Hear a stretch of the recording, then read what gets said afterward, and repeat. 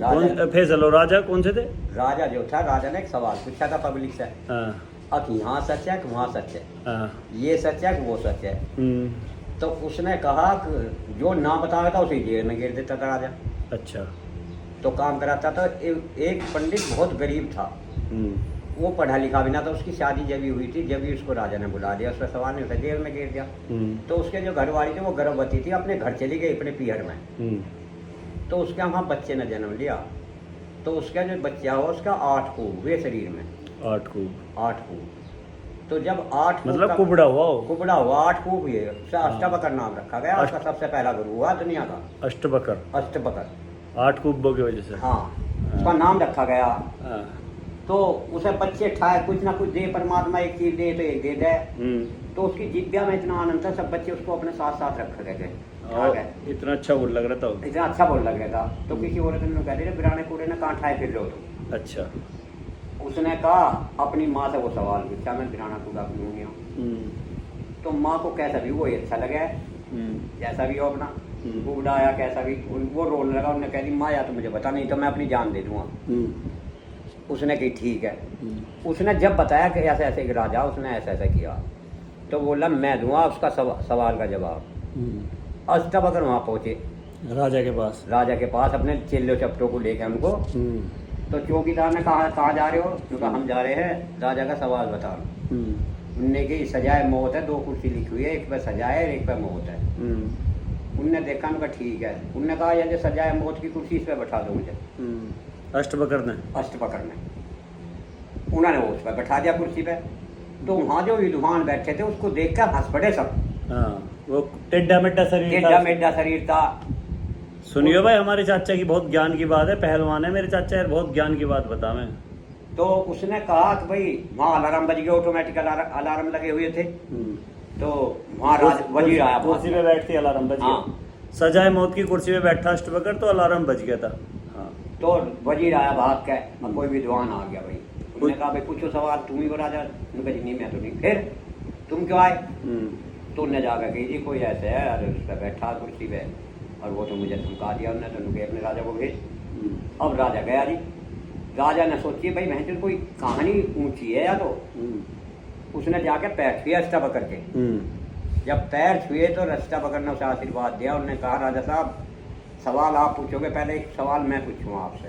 उन्होंने की जी पूछो। उन्होंने ये बताइए, विद्वान 9 की पंचायत बैठाई थी एक चमारों की, और सब विद्वान पंडित थे, तिलकधारी थे, सब एकदम से ऐसा एकदम हो गया। इनने क्या सवाल कर दिया राजा से? उनने की इसका सवाल का जवाब बताओ मुझे राजा साहब। उनने की जी इनसे पूछो क्यों हंसे ये मुझे देख के? उन्होंने कहा, जी हम तो वैसे ही हंस पड़े। उन्होंने कहा, नहीं ये मेरी चमड़ी को और हड्डी को देख कर से।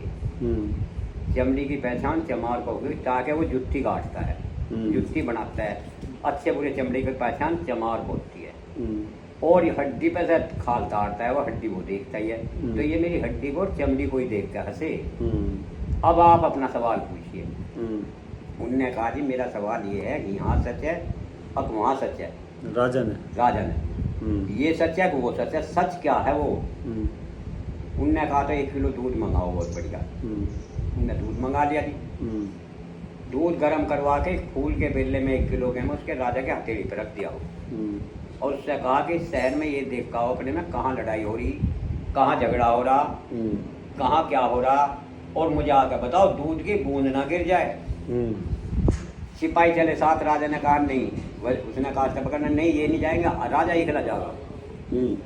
सवाल तो राजा पूछ रहा, आप थोड़े पूछ रहे हो। अब वो जो था राजा एकला चल दिया जी। सारे दिन चला, दिन छिप गया, लेकिन राजा ने सिवाय दूध के कुछ नहीं देखा। घर आ गया वापस। उनने कहा, राजा साहब क्या देखा?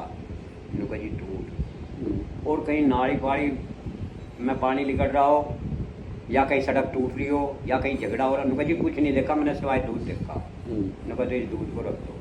ज्यादा दूध देगा सड़क का, ये देखने तो सड़क देखने क्या उनने तो ये कहा था ना, देख का दूध नहीं बिखरना चाहिए। राजपाट में क्या चल रहा? राजपाट में क्या चल रहा आपके? राजा का ध्यान दूध पे था। दूध नहीं बिखरना चाहिए। दूध नहीं पे, वो देखे क्या? वो दूध का कटोरा देख कर, दूध का कटोरा देख रहे। क्या देखा आपने? उनका दूध। उनका तो इसे रख दो। उसमें दूध में जाम मंडवा दिया, वो लड़की को कहा, अच्छा सो जाओ, सुबह बताएंगे और सवाल। सुबह एकदम से 4 बजे सब कर फिर आकर कुर्सी पे बैठ गए, अलार्म बज गए, राजा भी वजीर भी भगे आए। हाँ साहब, उनका वो जो हमने कल दिया था तुम्हें क्या दिया था, उनका दूध, उनका वो दूध को लाओ। अब वो दूध जो आया तो उसकी दही बन गई, दूध खत्म हो गया। उन्हीं के राजा साहब क्या था ये, इनको जी दूध, अब क्या है इनको जी दही, इनका यहाँ तो खत्म हो गया, यहाँ तो कुछ है नहीं, अब ये दही है, इधर चलाओ। जब उसने वो चलाया तो उसमें छाछ अलग होगी, घी अलग हो गया। हाँ, जब दूध बिलोया छाछ अलग होगी, घी अलग होगी। हाँ, उन्होंने कहा राजा साहब अब क्या है ये, उनको जी छाछ, उनको और भी कुछ है, उनको जी घी। तो उसने जब एक धोआ लिखा अष्टवक्र ने, अष्टवक्र का धोआ है सबसे काम का। हाँ। क्या था वो? जैसे घी में, दूध में घी रमा, जैसे दूध में घी रमा, और तिल में है तेल, तिल में है तेल, और चकमक में है आग, चकमक मतलब पत्थर रगड़ना। पत्थर में हाँ, रगड़े से आग पैदा होती है। हाँ और तेरा प्रीतम तेरे अंदर जगा सके तो जा। भाई वाह, कितने ज्ञान की बात बताई। समझे? अगर वो भगवान कहीं बाहर नहीं है, कहीं मंदिरों में नहीं, मस्जिदों में नहीं, पहाड़ों में नहीं, किसी में नहीं, तुम्हारा शरीर ही सबसे बड़ा मंदिर है। हाँ, अगर इस शरीर को सफाई कर लोगे तो सब भगवान तुम्हारे अंदर विराजता है। अच्छी आत्मा होगी तो भगवान अंदर आ जाओ। अंदर ही हैगा, भगवान कहीं बाहर नहीं है। भाई वाह, देखा भाई कितना ज्ञान की बात बताई मेरे चाचा ने। पहलवान है मेरे चाचा, सुंदर पहलवान, अपने पुराने टाइम के पहलवान है, और आज भी फिट है, भी खेत में से आए काम करके। चाचा हमारे एकदम देखो चमक है चेहरे पे भी।